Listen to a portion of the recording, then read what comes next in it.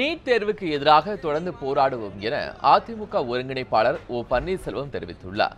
தூத்துக்குடி விமான நிலையத்தில் செய்தியாளர்களிடம் பேசிய அவர், தமிழகத்தில் நீட் தேர்வு வேண்டாம் என்பதை அதிமுகவின் நிலைப்பாடு என தெரிவித்துள்ளார்.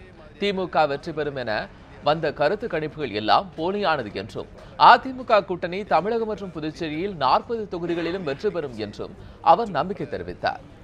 தமிழக முதலமைச்சர் பற்றி தனிப்பட்ட முறையில் எதிர்க்கட்சித் தலைவர் விமர்சனம் செய்வது குறித்து கேட்கப்பட்ட கேள்விக்கு அது அவருடைய பண்பாட்டை காட்டுவதாக ஓ பன்னீர்செல்வம் தெரிவித்தார்.